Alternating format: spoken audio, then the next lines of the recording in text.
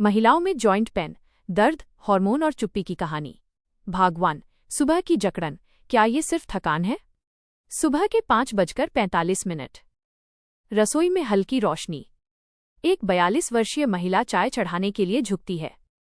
घुटनों से टक की आवाज आती है। वो रुकती है, 1 सेकंड के लिए आंखें बंद करती है, फिर काम जारी रखती है।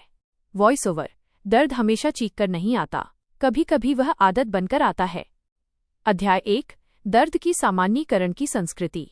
भारत में और विश्व के कई समाजों में महिलाओं का दर्द अक्सर सामान्य घोषित कर दिया जाता है। उम्र हो रही है, कैल्शियम की कमी होगी, इतना तो चलता है। लेकिन क्या वास्तव में ये सामान्य है? आंकड़ों के अनुसार सामान्य वैश्विक चिकित्सा अवलोकनों पर आधारित 40 वर्ष से ऊपर की महिलाओं में जॉइंट पेन की दर पुरुषों की तुलना में अधिक है। मेनोपॉज के बाद घुटने और हाथों के आर्थराइटिस की संभावना दोगुनी हो जाती है। दर्द को सामान्य मान लेना सबसे पहला खतरा है। अध्याय 2। जॉइंट का सूक्ष्म विज्ञान, सेल्युलर लेवल अंडरस्टैंडिंग। अब हम सतह से गहराई में चलते हैं। एक स्वस्थ जॉइंट में हाइलिन कार्टिलेज होता है। चॉन्ड्रोसाइट्स, कार्टिलेज सेल्स कार्टिलेज का रखरखाव करते हैं। साइनोवियल मेम्ब्रेन साइनोवियल फ्लूइड बनाती है। सबकॉन्ड्रल बोन सपोर्ट देती है। जब सूजन शुरू होती है, साइनोवियल मेम्ब्रेन मोटी हो जाती है। सूजनकारी साइटोकाइन्स जैसे TNF अल्फा बढ़ते हैं। कार्टिलेज टूटने लगता है, हड्डियां सीधे संपर्क में आने लगती हैं। यही दर्द का जैविक आधार है। महिलाओं में ये सूजन प्रक्रिया हार्मोनल उतार चढ़ाव से अधिक प्रभावित होती है। अध्याय 3। एस्ट्रोजन सुरक्षा कवच। एस्ट्रोजन ऑस्टियोक्लास्ट हड्डी तोड़ने वाली कोशिकाएं को नियंत्रित करता है, सूजन कम करता है, कार्टिलेज की रक्षा करता है। जब एस्ट्रोजन घटता है, हड्डी टूटने की दर बढ़ती है, सूजन बढ़ती है, दर्द की संवेदनशीलता बढ़ जाती है। पेरीमेनोपॉज में कई महिलाएं शिकायत करती हैं, सुबह उंगलियां मुड़ने में कठिनाई, एड़ी में दर्द, कंधे में जकड़न। ये सिर्फ उम्र नहीं है, ये एक हार्मोनल ट्रांजिशन है। अध्याय 4। एक केस स्टडी, नैरेटिव पुनर्निर्माण। रीमा 38 वर्ष, 2 बच्चों की मां, ऑफिस और घर दोनों संभालती है। पहले हल्का घुटने का दर्द था, फिर उंगलियों में सूजन, फिर सुबह 40 मिनट तक जकड़न। डॉक्टर के पास गई, रिपोर्ट में ESR बढ़ा हुआ था, रूमेटॉइड फैक्टर पॉजिटिव। उसे रूमेटॉइड आर्थराइटिस था। रीमा ने कहा, मुझे लगा था ये सिर्फ थकान है। महिलाएं अक्सर अपने शुरुआती लक्षणों को अनदेखा करती हैं। अध्याय 5। ऑटो इम्यून रहस्य। महिलाओं में ऑटो इम्यून रोग अधिक क्यों? संभावित कारण: X क्रोमोसोम से जुड़े इम्यून जीन, हार्मोनल प्रभाव, इम्यून सिस्टम की अधिक सक्रियता। रूमेटॉइड आर्थराइटिस में साइनोवियल झिल्ली में सूजन, पैनस नामक ऊतक का निर्माण, कार्टिलेज और हड्डी का क्षरण। यह केवल दर्द नहीं, एक प्रगतिशील रोग है। अध्याय 6। मानसिक तनाव और साइटोकाइन तूफान। Chronic stress, cortisol dysregulation, pro inflammatory cytokines में वृद्धि, दर्द की तीव्रता में वृद्धि। जब एक महिला लगातार भावनाएं दबाती है, आराम नहीं करती, स्वयं को प्राथमिकता नहीं देती, तो उसका शरीर सूजन की अवस्था में रह सकता है। ये मनोदैहिक, साइकोसोमैटिक आयाम है। अध्याय 7। विटामिन D- धूप की कमी, दर्द की अधिकता। भारत जैसे धूप वाले देश में भी विटामिन D की कमी व्यापक है। कारण: घर के अंदर जीवन, सनस्क्रीन का अत्यधिक उपयोग, पोषण की कमी। विटामिन D की कमी से मांसपेशीय दर्द, हड्डियों में कमजोरी और थकान होती है। अक्सर इसे सामान्य कमजोरी कहकर टाल दिया जाता है। अध्याय 8। मोटापा और मैकेनिकल स्ट्रेस। हर 1 किलो अतिरिक्त वजन घुटनों पर 3 से 4 किलो अतिरिक्त दबाव डालता है। एडिपोज टिश्यू वसा ऊतक सूजनकारी केमिकल्स एडिपोकिन्स रिलीज करता है, जो जॉइंट सूजन बढ़ा सकते हैं। इसलिए मोटापा केवल भार नहीं, एक इन्फ्लेमेटरी स्थिति भी है। अध्याय 9। चुप्पी की विरासत। कई महिलाओं ने अपनी मां को कहते सुना है, घुटनों में दर्द तो उम्र के साथ होता ही है। दर्द पीढ़ी दर पीढ़ी सामान्यीकृत होता गया। लेकिन चिकित्सा विज्ञान कहता है, प्रारंभिक पहचान से रोग की प्रगति रोकी जा सकती है और जीवनशैली परिवर्तन से दर्द नियंत्रित हो सकता है। दर्द कमजोरी नहीं, ये संकेत है। संकेत की शरीर संवाद करना चाहता है। अगले भाग में हम गहराई से समझेंगे ऑस्टियोआर्थराइटिस, थायराइड, मेनोपॉज और हड्डियों का मौन क्षरण। भाग 2। घिसाव, गिरती हड्डियां और हार्मोनल तूफान। Opening visual. कैमरा एक 50 वर्षीय महिला पर फोकस करता है। वो सीढ़ियां उतर रही है, हर कदम सोच समझकर रखती है। नीचे पहुंचते पहुंचते चेहरे पर हल्का तनाव। Voice over. कभी दर्द अचानक नहीं आता, वो वर्षों तक चुपचाप निर्माण करता है, फिर एक दिन चलना कठिन हो जाता है। अध्याय 1 ऑस्टियोआर्थराइटिस, घिसाव का विज्ञान। ऑस्टियोआर्थराइटिस OA को आम भाषा में घुटनों का घिसना कहा जाता है, लेकिन ये केवल घिसाव नहीं, एक बायोमैकेनिकल और इन्फ्लेमेटरी प्रक्रिया है। कार्टिलेज पतला होने लगता है, उसकी लोच इलास्टिसिटी कम होती है, माइक्रोक्रैक्स विकसित होते हैं, सबकॉन्ड्रल बोन सख्त हो जाती है, हड्डी के किनारों पर ऑस्टियोफाइट्स बोन स्पर्स बनने लगते हैं। अध्याय 2 मेनोपॉज नॉन हार्मोनल भूकंप। मेनोपॉज केवल पीरियड्स का रुकना नहीं है, ये पूरे शरीर के हार्मोनल संतुलन का पुनर्गठन है। एस्ट्रोजन घटने के प्रभाव, हड्डी निर्माण कम, हड्डी क्षरण अधिक, सूजन में वृद्धि, दर्द रिसेप्टर्स की संवेदनशीलता बढ़ना। मेनोपॉजल आर्थ्राल्जिया, सुबह हाथ सूजे हुए लगते हैं, उंगलियां मुड़ने में कठिनाई, कंधे और गर्दन में अकड़न। अध्याय 3 ऑस्टियोपोरोसिस, हड्डियों का मौन क्षरण। ऑस्टियोपोरोसिस सीधे जॉइंट पेन नहीं देता, लेकिन हड्डियां इतनी कमजोर हो जाती हैं कि मामूली चोट भी फ्रैक्चर कर सकती है। ऑस्टियोब्लास्ट नई हड्डी बनाती हैं, ऑस्टियोक्लास्ट पुरानी हड्डी तोड़ती हैं। एस्ट्रोजन इन दोनों के बीच संतुलन बनाए रखता है। जब एस्ट्रोजन घटता है तो हड्डी घनता घटती है। अध्याय 4 केस स्टडी, कमर का लगातार दर्द। सविता 55 वर्ष, मेनोपॉज के 3 वर्ष बाद लगातार पीठ दर्द।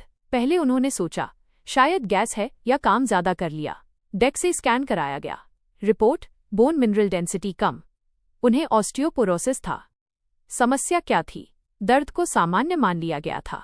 अध्याय 5 थायराइड छिपा हुआ कारण। महिलाओं में हाइपोथायरॉयडिज्म अत्यधिक सामान्य है।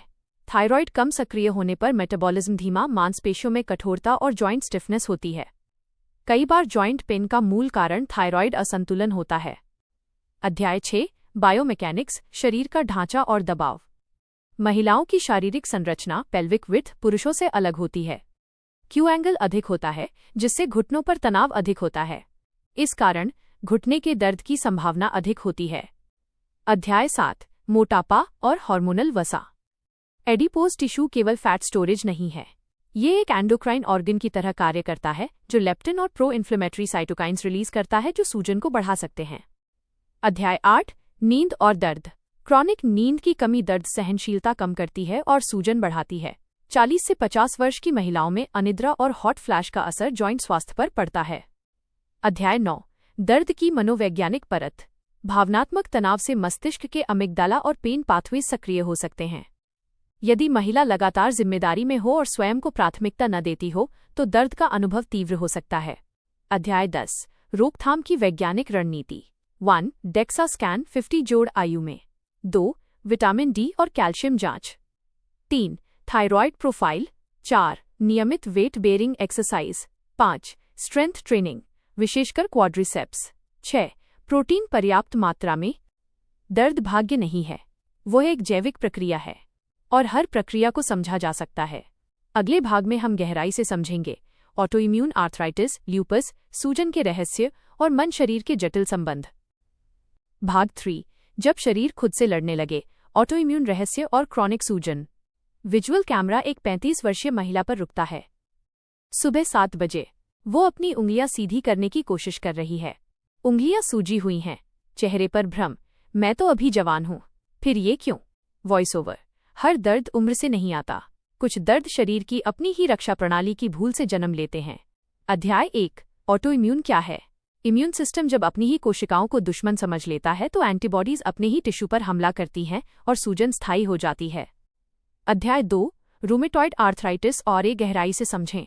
ये एक क्रॉनिक प्रोग्रेसिव रोग है। लक्षण सुबह 30-60 मिनट से अधिक जकड़न, दोनों हाथों के जोड़ों में सूजन, थकान। जैविक प्रक्रिया साइनोवियल झिल्ली मोटी होकर पैनस बनाती है, जिससे कार्टिलेज और हड्डी नष्ट होने लगती है। Image showing rheumatoid arthritis joint vs healthy joint. अध्याय 3 आरए महिलाओं में अधिक क्यों? एक्स क्रोमोसोम और हार्मोनल इम्यून मॉड्यूलेशन इसके मुख्य कारण हैं। गर्भावस्था के दौरान लक्षण कम हो सकते हैं पर प्रसव के बाद अचानक बढ़ सकते हैं। अध्याय 4 ल्यूपस बहुअंगीय प्रभाव। एसएलई में जॉइंट पेन के साथ त्वचा पर रैश और थकान होती है। यह केवल जॉइंट तक सीमित नहीं है। अध्याय 5 सूजन इन्फ्लेमेशन, मित्र या शत्रु। जब सूजन क्रॉनिक हो जाए तो टिश्यू क्षति और ऑक्सीडेटिव स्ट्रेस बढ़ता है। आधुनिक उपचार टीएनएफ अल्फा जैसे सूजनकारी अणुओं को ब्लॉक करने पर केंद्रित हैं। अध्याय 6 केस स्टडी दर्द जो पहचान में देर हुई। नंदिता 32 वर्ष, आईटी प्रोफेशनल। लक्षणों को वर्क स्ट्रेस समझा गया, पर जांच में आरए की पुष्टि हुई। प्रारंभिक पहचान से जॉइंट क्षति कम हो सकती थी। अध्याय 7 माइक्रोबायोम और सूजन। आंत का माइक्रोबायोम और अस्वस्थ आहार सूजन बढ़ा सकते हैं, जिससे ऑटोइम्यून जोखिम बढ़ता है। अध्याय 8 मानसिक तनाव और ऑटोइम्यून संबंध। क्रॉनिक तनाव से कॉर्टिसोल असंतुलित होता है और इम्यून डिसरेगुलेशन बढ़ता है। भावनात्मक आघात ट्रॉमा भी जोखिम को प्रभावित कर सकता है। अध्याय 9 निदान की वैज्ञानिक प्रक्रिया। संदेह होने पर rheumatoid factor RF, anti CCP, ESR, CRP और आना टेस्ट कराने चाहिए। अध्याय 10 उपचार आधुनिक दृष्टिकोण। 1 डीएमएआरडीएस, 2 biologics, 3 physiotherapy, 4 anti inflammatory diet, 5 नियमित मॉनिटरिंग। अध्याय 11 महिला की भूमिका और आत्म उपेक्षा। महिलाएं अक्सर परिवार और काम के चक्कर में स्वयं को अंत में रखती हैं, जो ऑटोइम्यून रोगों की स्थिति में खतरनाक हो सकता है। जब शरीर खुद से लड़ता है तो दर्द केवल हड्डियों में नहीं, पहचान में भी होता है। अगले भाग में हम समझेंगे पोषण, जीवन शैली, माइक्रोन्यूट्रिएंट्स और महिलाओं के दैनिक जीवन की छिपी आदतें। भाग 4 पोषण, मांसपेशियां और रोजमर्रा की गलतियां। विजुअल रसोई में खड़ी एक महिला। सारा परिवार नाश्ता कर चुका है। वो खुद प्लेट में बचा हुआ थोड़ा सा खा रही है। Voice over. कभी आपने देखा है, घर में सबसे अंत में खाने वाली अक्सर वही होती है जिसका शरीर सबसे ज्यादा काम करता है। अध्याय 1 पोषण, जॉइंट हेल्थ की नींव। जॉइंट्स को protein, calcium, vitamin D, magnesium, omega 3 और विटामिन के2 की आवश्यकता होती है। अध्याय 2 प्रोटीन की अनदेखी। मांसपेशियां जॉइंट की प्राकृतिक सपोर्ट बेल्ट हैं। 35 के बाद सार्कोपीनिया, मसल लॉस शुरू होता है। यदि प्रोटीन कम है तो घुटनों पर भार बढ़ता है। अध्याय 3 विटामिन डी, हार्मोन जैसा कार्य। ये कैल्शियम अवशोषण और सूजन नियंत्रण में मदद करता है। इसकी कमी से मांसपेशियों में गहरा दर्द होता है। अध्याय 4 कैल्शियम और मैग्नीशियम संतुलन। मैग्नीशियम की कमी से मांसपेशी ऐंठन और जॉइंट कठोरता बढ़ती है। अध्याय 5 ओमेगा 3 और सूजन। अलसी और अखरोट जैसे ओमेगा 3 स्रोत एंटी इन्फ्लेमेटरी होते हैं, जबकि प्रोसेस्ड फूड सूजन बढ़ाते हैं। अध्याय 6 केस स्टडी कमजोरी या पोषण की कमी। अंजलि 29 वर्ष, विटामिन डी और हीमोग्लोबिन की कमी के कारण दर्द था। पोषण सुधारने से दर्द में कमी आई। अध्याय 7 व्यायाम की 2 चरम सीमाएं। बिल्कुल व्यायाम न करना और अचानक अत्यधिक गलत तरीके से व्यायाम करना दोनों ही हानिकारक हैं। संतुलित स्ट्रेंथ ट्रेनिंग आवश्यक है। अध्याय 8 घर का काम बनाम वैज्ञानिक व्यायाम। घर का काम दोहरावपूर्ण और असंतुलित होता है। ये फिटनेस या मांसपेशियों की मजबूती का विकल्प नहीं है। अध्याय 9 बैठने की आदतें और संरचनात्मक तनाव। पालथी मारकर बैठना या मोबाइल पर झुकना मुद्रा पोस्चर को बिगाड़ता है और जोड़ों पर दबाव डालता है। अध्याय 10 हील्स, फुटवेयर और घुटना। हाई हील्स घुटने और रीढ़ की हड्डी के संरेखण को बदल देती हैं। सही फुटवेयर जॉइंट हेल्थ के लिए जरूरी हैं। अध्याय 11 पानी की कमी और joint fluid. Dehydration synovial fluid lubrication को कम कर सकता है, जिससे जकड़न बढ़ती है। अध्याय 12 नींद और रिकवरी। नींद के दौरान टिश्यू रिपेयर और सूजन नियंत्रण होता है। कम नींद दर्द की संवेदनशीलता बढ़ाती है। कभी दर्द बीमारी नहीं होता, वो जीवन शैली का प्रतिबिंब होता है। अगले भाग में हम गहराई से समझेंगे मानसिक स्वास्थ्य, डिप्रेशन, एंजाइटी, भावनात्मक दमन और दर्द की न्यूरोलॉजी। भाग 5 दर्द दिमाग में भी होता है। मन, न्यूरोलॉजी और भावनात्मक भार। विजुअल रात के 11:30। घर शांत है। एक महिला सोने की कोशिश कर रही है। घुटनों में हल्का दर्द है, लेकिन उससे ज्यादा भारी है उसका मन। Voice over.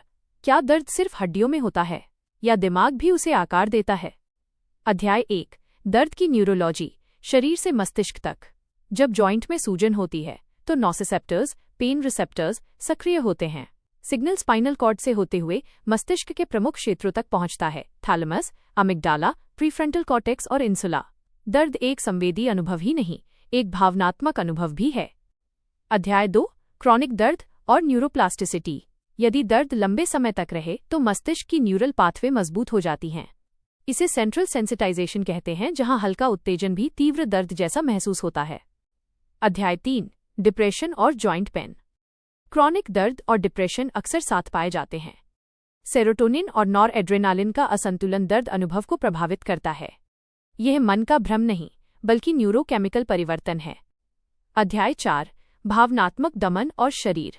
दीर्घकालिक भावनात्मक दमन तनाव हार्मोन और सूजन को बढ़ाता है। कंधे और गर्दन का दर्द अक्सर भावनात्मक भार से जुड़ा पाया गया है। अध्याय 5 केस स्टडी। सब कुछ संभालने वाली। पूजा 45 वर्ष। रिपोर्ट सामान्य थी लेकिन मन लगातार तनाव में। जब उसने नियमित ध्यान शुरू किया, काम का बंटवारा किया और नींद सुधारी तो 4 महीनों में दर्द में उल्लेखनीय कमी आई। अध्याय 6 ट्रॉमा और क्रॉनिक दर्द। बचपन के आघात और भावनात्मक असुरक्षा HPA एक्सिस को लगातार सक्रिय रखते हैं, जिससे सूजन और दर्द प्रोसेसिंग बदल जाती है। अध्याय 7 नींद, हार्मोन और दर्द चक्र। दर्द, नींद खराब, सूजन बढ़ी, दर्द बढ़ा। ये चक्र विशेषकर मेनोपॉज के दौरान और मजबूत हो जाता है। अध्याय 8 माइंडफुलनेस और न्यूरोमॉड्यूलेशन। माइंडफुलनेस और योग प्रीफ्रंटल कॉर्टेक्स को सक्रिय कर अमिगडाला की अति सक्रियता को कम करते हैं, जिससे दर्द की तीव्रता कम महसूस होती है। अध्याय 9 सामाजिक अपेक्षाएं और मजबूत महिला सिंड्रोम। जब महिला समाज की अपेक्षाओं के कारण शरीर के संकेतों को अनदेखा करती है तो दर्द पुराना और जटिल हो सकता है। अध्याय 10 समेकित उपचार दृष्टिकोण। केवल दवा पर्याप्त नहीं, मनोवैज्ञानिक समर्थन, तनाव प्रबंधन, नींद और पोषण का संयुक्त प्रभाव आवश्यक है। दर्द केवल हड्डियों का नहीं, वो अनुभव है, स्मृति है, भावना है। अगले भाग में हम समझेंगे उम्र के अलग अलग चरणों में जॉइंट पेन का बदलता स्वरूप। भाग 6 जीवन के हर चरण में बदलता दर्द, किशोरावस्था से वृद्धावस्था तक। Visual 4 frame. 19 वर्षीय छात्रा, 32 वर्षीय नई मां, 47 वर्षीय महिला और 65 वर्षीय वृद्धा। Voice over. दर्द उम्र के साथ बदलता है, लेकिन हर उम्र का दर्द एक जैसा नहीं होता। अध्याय 1 किशोरावस्था और युवावस्था 15 से 25 वर्ष। प्रमुख कारण विटामिन डी, आयरन की कमी, स्क्रीन टाइम और खराब मुद्रा। लड़कियों में पैटेलोफेमरल पेन सिंड्रोम, घुटने के आगे दर्द आम है। अध्याय 2 प्रजनन आयु 25 से 35 वर्ष। गर्भावस्था में रिलैक्सिन हार्मोन लिगामेंट्स ढीले करता है, जिससे कमर और पेल्विक दर्द होता है। प्रसव के बाद रिकवरी में कमी दर्द को स्थायी बना सकती है। अध्याय 3 कार्यशील आयु 35 से 45 वर्ष। डबल शिफ्ट, घर और ऑफिस के कारण गर्दन, कंधे और शुरुआती ऑटोइम्यून लक्षण दिखाई देते हैं। अध्याय 4 पेरीमेनोपॉज 45 से 55 वर्ष। एस्ट्रोजन अस्थिर होने से सूजन और दर्द संवेदनशीलता बढ़ती है। ये बुढ़ापा नहीं, हार्मोनल पुनर्संरचना है। अध्याय 5 मेनोपॉज के बाद 55 जोड़ वर्ष। ऑस्टियोआर्थराइटिस और ऑस्टियोपोरोसिस का जोखिम बढ़ जाता है। गतिशीलता बनाए रखने के लिए व्यायाम अनिवार्य है। अध्याय 6 केस स्टडी 3 पीढ़ियां, एक ही दर्द। दादी को ऑस्टियोआर्थराइटिस है, मां को हार्मोनल बदलाव और बेटी को विटामिन डी की कमी। दर्द समान है पर जड़ अलग। अध्याय 7 जीवन चक्र आधारित रोकथाम रणनीति 15-25 आउटडोर गतिविधि, विटामिन डी। 25-35 प्रसवोत्तर पुनर्वास, कोर स्ट्रेंथ। 35-45 स्ट्रेंथ ट्रेनिंग, वजन नियंत्रण। 45-55 बोन डेंसिटी जांच, एंटी इन्फ्लेमेटरी आहार।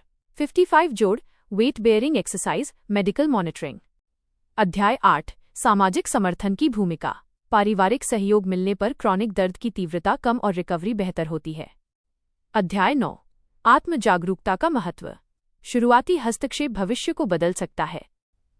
भाग 7 निदान और उपचार, सही कारण की पहचान ही सही राहत। विजुअल एक महिला अस्पताल की लंबी कतार में रिपोर्ट फाइल लिए बैठी है। Voice over. दर्द का असली इलाज तब शुरू होता है जब हम उसका असली कारण पहचान लेते हैं। अध्याय 1 सही निदान क्यों जरूरी है। जॉइंट पेन एक लक्षण है। इसका कारण ऑस्टियोआर्थराइटिस, थायराइड या केवल मांसपेशी कमजोरी भी हो सकता है। अध्याय 2 क्लिनिकल मूल्यांकन। चिकित्सक दर्द का इतिहास, शारीरिक परीक्षण, गतिशीलता, सूजन और जोखिम कारकों का मूल्यांकन करता है। अध्याय 3 प्रयोगशाला जांच। जरूरी टेस्ट ESR, CRP, RF, एंटी-CCP, आना, विटामिन डी, कैल्शियम और थायराइड प्रोफाइल।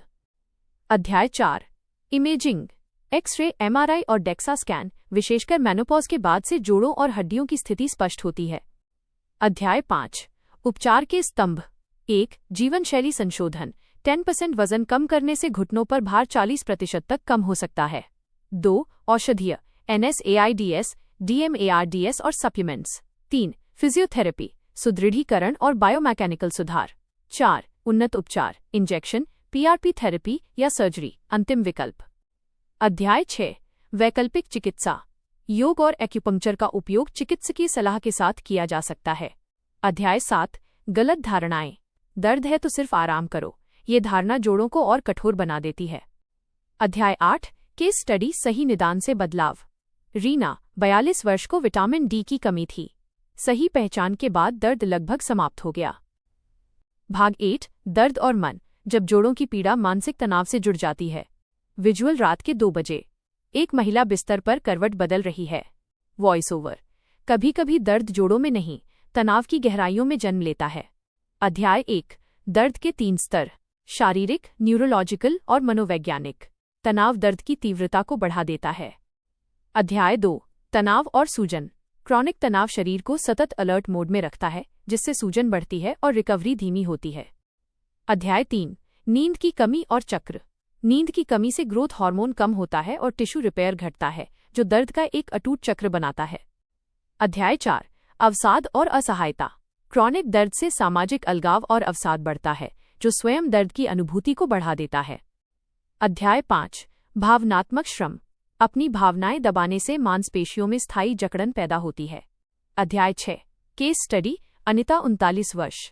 तनाव प्रबंधन और काउंसलिंग के बाद अनिता के दर्द में 60% की कमी आई। अध्याय 7 सेंट्रल सेंसिटाइजेशन। लंबे समय तक दर्द सहने से नर्व पाथवे इतने संवेदनशील हो जाते हैं कि वे दर्द को एम्प्लीफाई बढ़ा देते हैं। अध्याय 8 समाधान। हल्की वेट ट्रेनिंग, गहरी श्वास तकनीक, ब्रीथिंग, माइंडफुलनेस और आवश्यकता पड़ने पर पेशेवर सहायता। भाग 9 आहार, पोषण और सूजनरोधी जीवनशैली। विजुअल रसोई में महिला, एक तरफ तली चीजें, दूसरी तरफ हरी सब्जियां और बीज। Voice over. क्या हमारी थाली हमारे जोड़ों का भविष्य तय करती है? अध्याय 1 भोजन और सूजन। भोजन या तो सूजन को बढ़ा सकता है या उसे घटाकर कोशिकीय मरम्मत में मदद कर सकता है। अध्याय 2 सूजन बढ़ाने वाले पदार्थ। चीनी, प्रोसेस्ड फूड, ट्रांस फैट और मीठे पेय वजन और सूजन दोनों बढ़ाते हैं। अध्याय 3 सूजन कम करने वाले पोषक तत्व। ओमेगा 3 अलसी, अखरोट। विटामिन डी और कैल्शियम, हड्डी मजबूती। मैग्नीशियम, मांसपेशी रिलैक्सेशन। एंटीऑक्सीडेंट, हल्दी, करक्यूमिन, अदरक। अध्याय 4 प्रोटीन का महत्व। मजबूत मांसपेशियां जोड़ों पर दबाव कम करती हैं। दाल, पनीर, सोया और अंडा जरूरी हैं। अध्याय 5 वजन और घुटने। वजन कम करने से जोड़ों पर पड़ने वाले भार में कई गुना कमी आती है। अध्याय 6 हाइड्रेशन। कार्टिलेज का बड़ा हिस्सा पानी है। पर्याप्त पानी जकड़न और घर्षण कम करता है। अध्याय 7 हार्मोन संतुलन। सोया और अलसी जैसे फाइटोएस्ट्रोजन मेनोपॉज के दौरान मदद करते हैं। अध्याय 8.5 दिन की कहानी। सीमा 44 वर्ष ने चीनी छोड़ी और वॉक शुरू की, जिससे 30 दिन में ही दर्द और ऊर्जा में सुधार हुआ। अध्याय 9 जीवन शैली मॉडल। धूप, संतुलित भोजन, पर्याप्त पानी और 8 घंटे की नींद ही असली उपचार है। दर्द को दवा से दबाया जा सकता है, लेकिन जीवन शैली से बदला जा सकता है। भाग 10 व्यायाम, योग और स्ट्रेंथ ट्रेनिंग। जोड़ों को दोबारा जीवित करने की प्रक्रिया। ओपनिंग विजुअल सुबह का पार्क। 50 वर्ष की एक महिला धीरे धीरे चलना शुरू करती है। पहले कदम धीमे, फिर गति बढ़ती है। Voice over. जोड़ों का दर्द हमें रुकने के लिए कहता है, लेकिन सही गति ही असली उपचार है। अध्याय 1 क्या दर्द में व्यायाम करना सुरक्षित है? यह सबसे सामान्य प्रश्न है। उत्तर है हाँ, यदि व्यायाम सही प्रकार, सही तीव्रता और सही मार्गदर्शन में किया जाए। अत्यधिक आराम से मांसपेशियां कमजोर और जॉइंट कठोर हो जाते हैं, जिससे दर्द और बढ़ सकता है। अध्याय 2 जॉइंट हेल्थ के 3 स्तंभ। 1 मोबिलिटी, जोड़ की प्राकृतिक गति बनाए रखना। 2 स्ट्रेंथ, आसपास की मांसपेशियां मजबूत करना। 3 स्टेबिलिटी, जोड़ को सही संरेखण अलाइनमेंट में रखना। अध्याय 3 वॉकिंग, सबसे सरल उपचार। तेज चलना रक्त प्रवाह बढ़ाता है और सूजन कम करता है। सपाट सतह और आरामदायक जूतों के साथ 20 से 30 मिनट की वॉक वजन नियंत्रित करने में भी सहायक है। अध्याय 4 स्ट्रेंथ ट्रेनिंग का महत्व। उम्र के साथ मांसपेशियों की कमी, सार्कोपीनिया से जोड़ों पर सीधा दबाव बढ़ता है। जांघ, क्वाड्रिसेप्स, हैमस्ट्रिंग और कोर मसल्स को हल्के डंबल या रेसिस्टेंस बैंड से प्रशिक्षित करना लाभकारी है। अध्याय 5 योग और जॉइंट पेन। योग लचीलापन और श्वास नियंत्रण प्रदान करता है। ताड़ासन, भुजंगासन और सेतु बंधासन जैसे आसन तनाव कम करते हैं। अध्याय 6 जलीय व्यायाम, एक्वाटिक थेरेपी। पानी में व्यायाम करने से जोड़ों पर भार कम पड़ता है, जो ऑस्टियोआर्थराइटिस या अधिक वजन वाली महिलाओं के लिए बहुत उपयुक्त है। अध्याय 7। पेल्विक और कोर मजबूती। कमजोर कोर मसल्स कमर दर्द और घुटनों पर दबाव बढ़ाती हैं। कोर प्रशिक्षण से पूरा शरीर संतुलित रहता है। अध्याय 8। गलत व्यायाम से बचें। बिना वार्म अप के हाई इम्पैक्ट जंप या अचानक बहुत भारी वजन उठाना हानिकारक हो सकता है। सहन योग्य असहजता और तेज दर्द के अंतर को समझना जरूरी है। अध्याय 9। रिकवरी का विज्ञान। व्यायाम के बाद हल्का स्ट्रेच, पर्याप्त पानी और प्रोटीन सेवन मांसपेशियों के पुनर्निर्माण के लिए आवश्यक है। अध्याय 10। Case study. 52 वर्षीय ममता। सीढ़ियां चढ़ते समय घुटना दर्द की समस्या को ममता ने स्ट्रेंथ ट्रेनिंग और संतुलित आहार से 3 महीने में काफी हद तक ठीक कर लिया। अध्याय 11। मनोवैज्ञानिक परिवर्तन। व्यायाम केवल शारीरिक सुधार नहीं, बल्कि आत्मनियंत्रण और आत्मविश्वास की पुनर्स्थापना है। दर्द से भागना नहीं, दर्द के साथ समझदारी से चलना है। भाग 11। दीर्घकालिक रोकथाम, सामाजिक बदलाव और नीतिगत दृष्टिकोण। Opening visual. एक सामुदायिक स्वास्थ्य शिविर। लाइन में खड़ी महिलाएं, किसी के हाथ में एक्सरे रिपोर्ट, किसी के पास दवाइयों का पर्चा। Voice over. अगर दर्द इतना सामान्य है तो समाधान अभी तक सार्वभौमिक क्यों नहीं? अध्याय 1। समस्या व्यक्तिगत नहीं, संरचनात्मक भी है। महिलाओं का दर्द पोषण में असमानता, स्वास्थ्य जांच में देरी, आर्थिक निर्भरता और घरेलू श्रम के असंतुलन जैसे सामाजिक कारणों से भी जुड़ा है। अध्याय 2। प्राथमिक स्तर पर रोकथाम, प्राइमरी प्रिवेंशन। किशोरावस्था से पोषण शिक्षा, विटामिन डी और एनीमिया स्क्रीनिंग और प्रसवोत्तर पोस्टपार्टम पुनर्वास को शामिल करना भविष्य का भार कम कर सकता है। अध्याय 3। द्वितीयक रोकथाम, सेकेंडरी प्रिवेंशन। 40 वर्ष के बाद नियमित बोन डेंसिटी स्क्रीनिंग, डेक्सा और हार्मोनल प्रोफाइल की निगरानी समय पर निदान सुनिश्चित करती है। अध्याय 4। तृतीयक रोकथाम, टर्शियरी प्रिवेंशन। स्थापित बीमारी की स्थिति में फिजियोथेरेपी और मानसिक स्वास्थ्य समर्थन के जरिए जीवन की गुणवत्ता सुधारना लक्ष्य होना चाहिए। अध्याय 5। कार्यस्थल की भूमिका। एर्गोनोमिक कुर्सियां और नियमित ब्रेक कार्यस्थल पर होने वाले क्रॉनिक दर्द की दर को घटा सकते हैं। अध्याय 6। ग्रामीण और शहरी अंतर। ग्रामीण क्षेत्रों में भारी शारीरिक श्रम और पोषण की कमी मुख्य मुद्दा है, जबकि शहरी क्षेत्रों में निष्क्रिय जीवनशैली और मोटापा। अध्याय 7। परिवार की भूमिका। महिला की थकान को गंभीरता से लेना और घरेलू कार्यों का विभाजन उपचार का एक अनिवार्य हिस्सा है। अध्याय 8। नीति और सार्वजनिक स्वास्थ्य। सरकारी स्तर पर मेनोपॉज क्लिनिक और सामुदायिक व्यायाम केंद्रों की स्थापना दीर्घकालिक समाधान दे सकती है। अध्याय 9। तकनीक और भविष्य। टेलीमेडिसिन और एआई आधारित जोखिम मूल्यांकन भविष्य में व्यक्तिगत स्वास्थ्य निगरानी को आसान बनाएंगे। अध्याय 10। व्यक्तिगत दीर्घकालिक रणनीति। वार्षिक स्वास्थ्य जांच, नियमित स्ट्रेंथ ट्रेनिंग और सामाजिक समर्थन नेटवर्क स्वास्थ्य को एक निरंतर प्रक्रिया बनाते हैं। अध्याय 11। अंतिम संदेश। विजुअल 3 पीढ़ियां साथ चलती हुई। Voice over. जोड़ों का दर्द नियति नहीं है, यह संकेत है ध्यान देने का। जब महिला अपने शरीर को सुनती है और समाज उसका साथ देता है, तब दर्द कहानी का अंत नहीं, परिवर्तन की शुरुआत बन सकता है। समापन। ये डॉक्यूमेंट्री केवल दर्द की चर्चा नहीं, बल्कि जागरूकता का आह्वान है। समाधान जैविक, हार्मोनल, पोषण संबंधी, मनोवैज्ञानिक और सामाजिक सभी स्तरों पर होना चाहिए। धन्यवाद।